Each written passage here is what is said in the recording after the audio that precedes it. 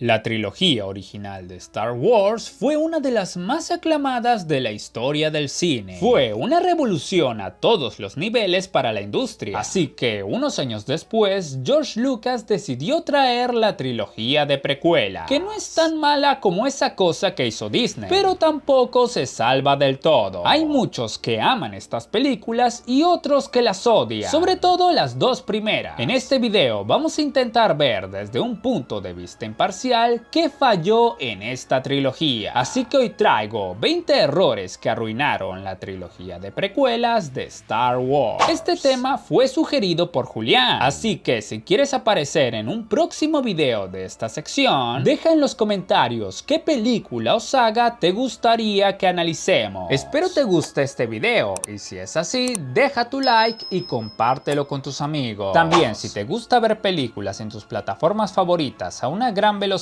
y sin interrupciones, te recomiendo NordVPN. Este servicio te permitirá tener acceso a catálogos de otros países en determinadas plataformas, siempre y cuando seas un usuario registrado, además de proveer una conexión rápida y sobre todo segura. Ve al enlace que te dejo en la descripción de este video para obtener una promoción exclusiva. Con esto podrás empezar a ver tus películas favoritas de la mejor manera posible. Con eso dicho, ahora sí comenzamos. 1. El personaje de Jar Jar Binks. Star Wars ha tenido personajes legendarios, carismáticos, personajes que infunden miedo. Y luego está Jar Jar Binks, un intento de alivio cómico que tuvo demasiado tiempo en pantalla y que cogió un protagonismo que hizo parecer a esta trilogía poco seria. Para hacer un contraste con la trilogía original, podemos ver al personaje de C-3PO, que también muchas veces caía en el alivio cómico. La diferencia es que C-3PO nunca tuvo la relevancia en la trama que sí tuvo Jar Jar. O sea, por Dios, literalmente por culpa de este personaje, Palpatine tuvo los poderes extraordinarios en el Senado que lo llevaron a perpetuarse en el poder, así contribuyendo con el nacimiento del Imperio. Un personaje que no tenías ni idea de cómo salió vivo de la batalla de Naboo. Gracias a este personaje, más que Star Wars, esto parecía una parodia de la saga, y fue uno de los puntos más fuertes de los detractores de esta trilogía para afirmar que estas películas arruinaron la franquicia. 2. El exceso de política en La amenaza fantasma. Este punto ha dividido a los fans, sobre todo porque veníamos de una trilogía en donde la política era casi nula, debido al estado dictatorial en el que se vivía. Pero en estos tiempos de la República era necesario en cierta forma mostrar un poco cómo estaba organizada la galaxia y cómo se buscaban resolver los conflictos en esa época. Pero creo que aquí se fueron un poquito en floro. Es como aumentar de 0 a 100 de una película para otra. Y yo comprendo que las dos primeras cintas de esta saga son más que nada un marco contextual para ver cómo en la tercera entrega pasa lo que tiene que pasar para que la trilogía original exista. Pero considero que este punto se pudo haber distribuido mejor, ya que esto llegó a alejar a varios fans de las primeras películas. 3. La inclusión de los midichlorianos y la profecía del elegido. Este punto es uno de los más debatidos de la saga y creo que es donde puede haber una de las incongruencias más fuertes en el guión de esta trilogía. Los midichlorianos fueron introducidos en La amenaza fantasma, dándonos a entender que cuantos más midichlorianos tiene uno, hay más posibilidades de poder usar la fuerza como los Jedi o los Sith, y al parecer Anakin es el que más tiene de todo, más incluso que el maestro Yoda. Todo bien hasta ahí. El tema es que hay una profecía de un elegido que traerá equilibrio a la fuerza, y al parecer tiene que tener una alta concentración de midichlorianos, y por ello piensan que Anakin es el elegido. El problema viene cuando a medida que Anakin crece se ve que no es la persona más indicada para semejante responsabilidad, y esto se ve varias veces, pero lo siguen entrenando e instruyendo solo con la excusa de que puede ser el elegido, y eso en parte es porque tiene más midichlorianos que nadie. Hay tantas señales de que Anakin puede usar sus poderes para el mal que mantenerlo ahí solo por el tema de los midichlorianos se siente más que nada como una conveniencia del guión. Además de que en toda la trilogía la única vez que se menciona a los midichlorianos es con Anakin. Es un punto algo polémico porque afecta directamente a la trama central de la saga y muchos lo vieron como un agujero de guión. 4. Que Watto sea el único que tiene la pieza que necesitan Qui-Gon y compañía. Otra conveniencia para el guión guión es que justo solo Watto tenga las piezas para la nave de la reina Amidala. Encima, justo es la primera tienda que visitan los protagonistas. Y es que Qui-Gon se confía ciegamente de Watto, ni se preocupa por buscar en otro sitio o intentar otra solución. Quién sabe, tal vez no necesitan justo esa pieza, pero una similar les servía. Pero es que si no se empeñaban con Watto, no conocían al personaje central de esta saga. Sinceramente, una conveniencia muy evidente. 5. La inverosimilitud de Anakin destruyendo la nave nodriza de los droides. Tuvimos a Luke destruyendo la Estrella de la Muerte siendo un novato. Vimos al mismo Anakin ganando una carrera de pods donde varios perdieron la vida. Pero el ver a Anakin tan chibolo destruyendo la nave nodriza de los droides sí que ya fue demasiado. Anakin ni sabe cómo llegó de suerte al interior de la nave, porque supuestamente nadie podía penetrar los escudos. Pero él, por alguna razón del guión, sí pudo. Y, como en un juego, logra destruir desde dentro los reactores para que toda la nave sea destruida. Mira que Star Wars no es que sea la saga con más lógica de la historia, pero creo que este punto, sumado a los demás que ya repasamos, nos da suficientes motivos para decir que la amenaza fantasma en su momento casi destruye esta saga. 6. Los momentos entre Anakin y Padme en el ataque de los clones, de lo más incómodo de la trilogía, donde Anakin se pasa de intenso toda la película. Hasta Padme se nota re incómoda. Pobre Obi-Wan, que tiene que comerse el marrón de escuchar a Anakin hablar de Padme como si fuera un psicópata. La dinámica entre ambos personajes se siente algo forzada. Momentos incómodos que hacen muy difícil entender cómo acabaron juntos. Pero bueno, así estaba destinado a ser. 7. La actuación de Hayden Christensen en el ataque de los clones. Hayden Christensen fue uno de los más señalados en esta saga, y considero que no fue justa la cacería que se tuvo con este chico, pues para mí la tercera película sí lo hace bien, por momentos dándonos una interpretación memorable, pero en el ataque de los clones sí que fue su punto más bajo. Aquí se muestra a un Anakin más aniñado y berrinchudo, algo que George Lucas quería mostrar en pantalla, para evidenciar el contraste con lo que Anakin se iba a convertir algún día. Pero Hayden, ya sea por nervios o por inexperiencia, exageró muchos de esos momentos y nos dejó escenas algo incómodas que se relacionan un poco con el punto anterior. Yo crecí viendo a Hayden como Anakin y por eso me cuesta mucho decir algo negativo de su performance, pero sí puedo entender las críticas, mientras sean constructivas, de los fans que cuestionan su actuación, algo que tal vez con una mejor dirección de actores se pudo haber evitado, pero de eso hablaremos más adelante. 8. El ritmo del ataque de los clones es muy lento. Si ya nos parecía lenta la amenaza fantasma, aquí ya vamos a otro nivel. Mientras en las cintas originales tenemos un estado de frenesí constante debido a la búsqueda implacable del imperio sobre los rebeldes, aquí tenemos tiempo para chistes, miraditas picantes, conversar con viejos amigos, explicar y explicar más cosas que serán importantes después. Como dije, esta trilogía, o al menos sus dos primeras entregas, es explicar, explicar y explicar. Esto nos dará un marco contextual para que las próximas entregas tengan esa misticidad que tanto anhelamos, pero no por ello eso hizo que para muchos esta entrega, al igual que la primera, fuera de las peores de estas dos trilogías. 9. Que los Jedi confíen tanto en el ejército clon. No es muy conveniente que justo que ahora que estalla una guerra civil, justito ahora aparezca un ejército clon que sirva para combatir a los separatistas. Supuestamente este ejército fue pedido por el maestro Saifo Dyas, un maestro Jedi que murió 10 años atrás. Medio raro, pero lo más raro es cuando Obi-Wan interroga a Jango y este último le dice que en realidad lo contactó para este proyecto un hombre llamado Tyrannus, que luego supimos que era el Conde Dooku. Pero eso, más el hecho de que un cazarrecompensas que fue enemigo de ellos sea la base para los clones, ¿no se les hizo algo raro? ¿No fueron a interrogar a los caminoanos sobre esto? Porque tal vez se hubieran dado cuenta de la Orden 66 que literalmente los eliminó de la existencia. Se supone que Yoda fue a hablar con ellos. ¿Le hicieron tomar el té cuando fue o por qué no preguntó ni madre? Sinceramente, creo que más que perder la guerra por confiarse mucho fue porque fueron imbéciles. 10. El asunto de la creación de un ejército de la República en el ataque de los clones. Este fue uno de los conflictos principales de la trama de la segunda película. película, y algo que se desarrolla de forma muy interesante a lo largo de la cinta. Pero aquí quiero hacer énfasis en la posición de Padmé con respecto a este tema. Ella estaba fielmente en contra de un ejército de la República. Pero cuando los clones aparecen para salvarles el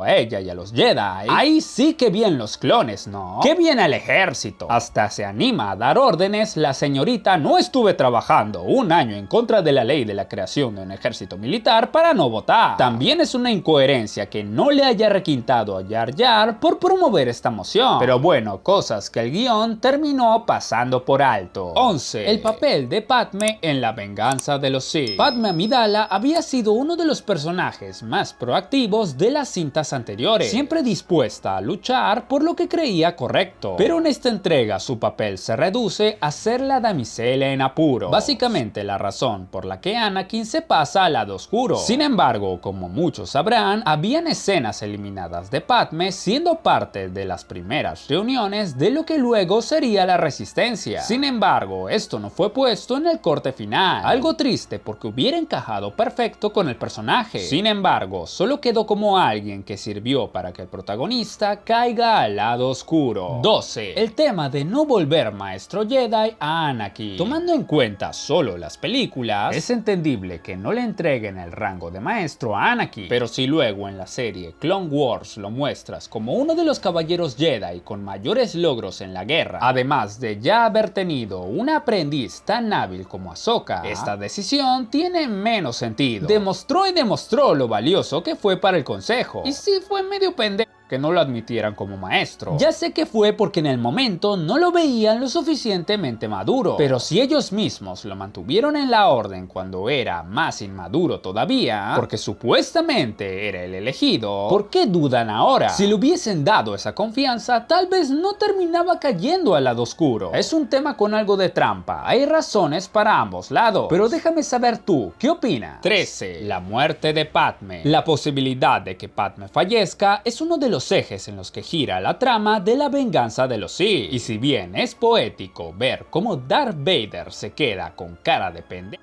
cuando se da cuenta que él mismo causó la muerte de su amada, no creo que tenga tanto la culpa. O bueno, no sé. Básicamente porque no se entiende el desenlace de esa trama. Supuestamente Padmé perdió la vida porque perdió la fuerza para vivir. Ok, o sea, que está bien, pero igual se va a morir. Medio ambigua es esa razón. Seguro que Anakin no le reajustó el sistema respiratorio o algo así. Nos dice que está en perfectas condiciones. Entonces, ¿cómo carajo se va a morir? Hay una teoría que no es canon del todo, que supuestamente dicen que Palpatine le drena la energía a Padmé para transferírsela a Darth Vader, para que así el Sith viva y pueda gobernar junto a Sidious. Está buena la teoría, y más buena estaría si lo hubieran mostrado en la película. Pero bueno, son cosas que pasan en una galaxia muy lejana. 14. El no de Darth Vader. Cuando Vader se entera que la regó y ahora su amada ya no está entre nosotros, grita un no desde lo más profundo de su chamuscada alma. Y claro, es algo natural, que muestra esa última parte humana de Vader, pero esto a muchos no les gustó. Literalmente he conversado con fans de la saga que dicen que aquí desdibujaron la imagen de Vader por completo. Un Vader que en la trilogía original era imponente e implacable, pero que aquí lo mostraban como un llorón. Este punto yo no lo veo tanto así, pero tenía que mencionarlo porque varios fans de la saga apuntan a que ese grito de Vader les arruinó al personaje. Pero tú, ¿qué opinas? 15. El personaje de Mace Windu. Samuel Jackson es uno de los actores más legendarios que hayan participado de esta franquicia, pero su personaje creo que no estuvo tan bien desarrollado. Hasta el ataque de los clones, Windu era un miembro del Consejo Jedi ejemplar, feroz y firme, pero en la venganza de los Sith básicamente es un idiota. Literalmente, el no confiar en Anakin o no ser más empático con él llevó a los Jedi a ser exterminados. Y el error viene cuando tiene este cambio de actitud tan radical ante Anakin de una película a otra. Parece que este cambio solo se dio para que la historia avance, sin profundizar tanto en las motivaciones del personaje. Esto ha hecho que Windu sea de los personajes menos queridos de la trilogía. 16. ¿Cómo es que nadie se da cuenta que Anakin y Padmé son pareja? Con Padmé embarazada no es muy difícil sumar 2 más 2 para ver saber que Anakin es el padre. Es el único que para detrás de Padme toda la trilogía. Obi-Wan se cree todo un detective adivinando que Anakin es el padre enfrente de Padme. Y claro pues